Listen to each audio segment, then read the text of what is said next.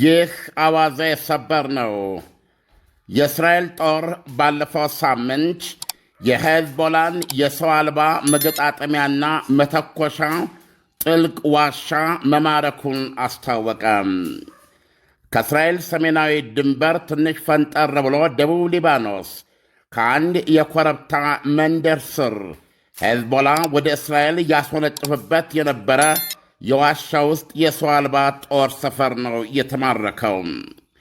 እጅግ በደደሩና ያለ ፈንጂ በማይከፈቱ የብረት በሮች የሚጠበቀው ይህ የዋሻ ውስጥ ጣቢያም ዕቅዱና የገንዘብ ድጋፉን ጨምሮ በኢራን እርዳታ እየተገነባ ነበር ይላሉ ማራኪዎቹ የእስራኤል ወታደራዊ መኮንኖች ቦታውን ለጎበኘው የጋዜጠኞች ቡድን። ጦሩ ጋዜጠኞቹን ወደ ስፍራው የወሰዳቸው ባለፈው ሳምንት ጀንበር ማዘቅዘቅ እንደጀመረች ነበረ።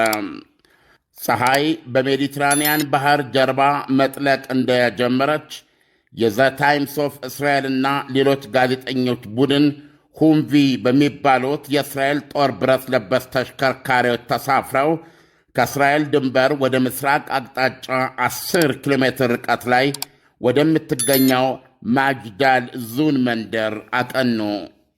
መንገዱን የሚያበራላቸው የጨረቃ ብርሃንና በየእጆቻቸው የያዙት የብርሃን ዘንግ ብቻ ነበረ። ከማንኛውም የሄዝቦላ ድንገተኛ ጥቃት ይጠበቁ ዘንድ ነበረ።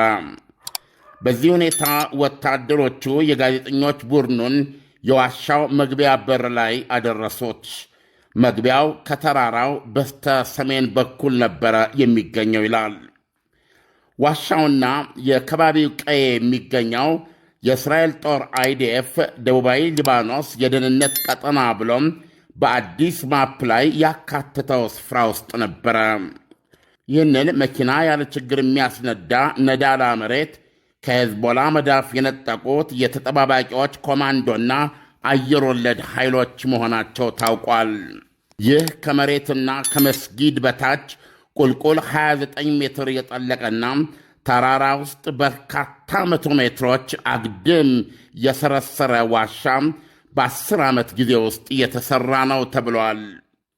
የጣራው ከፍታ የቅርጫት ኳስ ተጫዋቾች ሽቅብ ዘለው በጣታቸው ጫፍ እንኳ ሊነኩት የማይችል ሩቅ ነው። ሄዝቦላ ከኢራን የሰረጉለትን የሰው አልባ አካላትና ፈንጂዎችን መገጣጠሚያና መተኮሻ ዋሻው ነበር። ይህን አስገራሚ ዋሻ የማረኩት ወታደሮች ዘልቀው ሲገቡ 50 ሰው አልቦችና እነሱ ላይ ሊገጥሙ የተዘጋጁ 30 ኪሎ ግራም ፈንጂዎች አግኝተዋል። ሰው አልቦቹ በነፍስ ወከፍ 30 ኪሎ ግራም ፈንጂ ተሸክመው ከ200 እስከ 500 ኪሎ ሜትር መጓዝ የሚችሉ ነበሩ። የአይዴፍ ባለሥልጣኖች እንዳብራሩት መላው የእስራኤል ግዛት ውስጥ መድረስ የሚችሉ ናቸው ማለት ነው።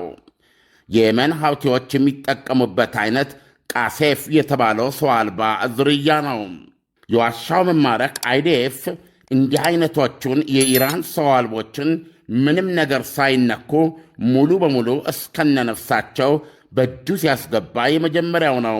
ከዚህ ላይ የሚያስፈልጉትን ጠቃሚ መረጃዎች ሁሉ ይቦጠቡጣል ብለዋል አንድ መኮንን ለዘ ታይምስ ኦፍ እስራኤል እንደገለጸው። በተለያየም የመገጣጠም ደረጃ የሚገኙትን ምርኮዎቹን ጦሩ ለጋዜጠኞች ደርድሮ አሳይቷል። ከሰው አልቦች በተጨማሪ አይዲኤፍ በዋሻው ሌሎች የውስጥ ለውስጥ ክፍሎች ውስጥ 8 ቶን ፈንጂዎች አግኝቷል። 8000 ኪሎ ግራም ፈንጂ ማለት ነው። የሃሎም የተባለው ምርጥ ተዋጊ መሐንዲስ ቡድን የስኳድሮን አዛዥ ለጋዜጠኞች ሲናገር እነዚህ ሰው አልቦች መላ እስራኤልን ስጋት ላይ የጣሉ ነበሩ።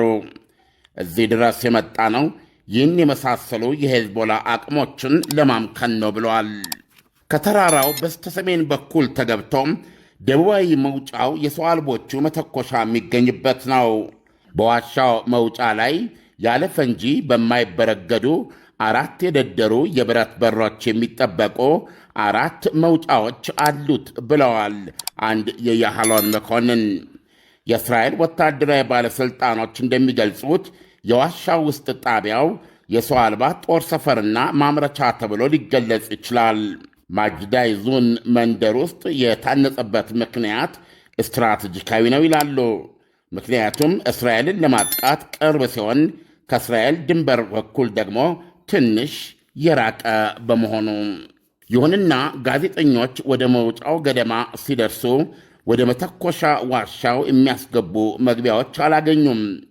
ውስጡ ይገኝ ከነበረ መኪና ጋር ናዳ ዘግቶታል።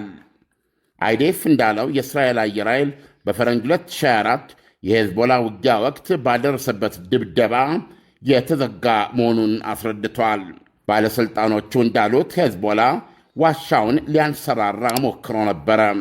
ባለፈው የካቲት 23 ቀን የኢራን መንፈሳዊ መሪ አያቶላ ካሜኒ መገደል ዜና እንድትሰማና ሄዝቦላ ተኩስ እንደጀመረም የእስራኤል ጦር ማጅዳል ዙን ሰፈርን ዘልቆ ገብቶ ለመማረክና ዋሻውን ለማውደም ወሰነ ብሏል አይዴፍ እንዳለው ሄዝቦላ አንጡራ የመዋጊያ አቅሙን ለመከላከል ሞክሮ ነበረ።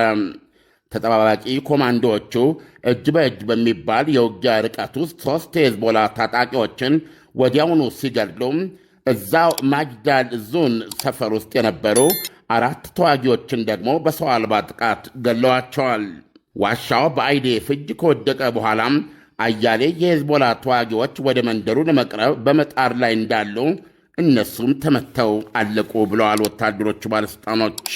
አይዴፍ ዋሻውን ሙሉ በሙሉ ከቀረጸና በሚያስፈልገውን መረጃ ከወሰደ በኋላ በፈንጂ እንደሚያደባየው ታውቋል።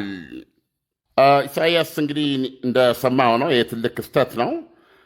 ባለፈው ሳምንት የተቆጣጠረው ዋሻ ነው። በአጋጣሚ ፎቶግራፉ ቁልጭ ብሎ ይታያል። የሚገርም ነው። ላንድ ሮቨር እየነዳ ማለፍ ትችላለህ፣ ወይም ደግሞ ከተማችን ውስጥ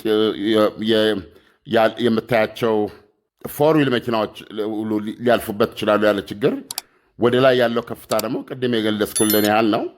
ወይም በመካከለኛ ሜትር ከ60ና ከ70 የሆነ ሰው ሁለት ቢደራረቡ የሁለቱን መደራረብ የሚያክል ከፍታ አለው። ወደ 3 ሜትር ያህል ከፍታ አለው በአይን ግምት። የሚገርም ነው። እና እዚህ ውስጥ ነው እንደዚሁም እንትኖቹ ተደርድረው ታያለህ፣ ሰው አልቦቹ እና ሙሉ በሙሉ ነው እንግዲህ የተገኙት ማለት ነው። እንደዚህ አይነቱ ደግሞ አንደኛ የኢራንን የቴክኖሎጂ መሰረት በቀላሉ ልትመርጅ ትችላለህ። የሪቨርስ ቴክኖሎጂ የሚሉት ነው። ቀላል ቴክኖሎጂ ስለሆነ ያንን በመጠቀም ተመሳሳይ ወይም ደግሞ ከዚህ የበለጠ መሰል ሰው አልቦች መስራት ትችላለህ። ወይም ደግሞ እነዚህን ሰው አልቦች መርምረ ከመረዳት የተነሳ በቀላሉ ልትመታቸው የምትችልበትን ቴክኖሎጂ ማውጣት ትችላለና እንዲህ አይነት ነገር ሲሆን በተለይ ለሁለት ጠላቶች የአንደኛው ቴክኖሎጂ በሙሉ ሲገኝ አደገኛ ነው። ኢሳያስ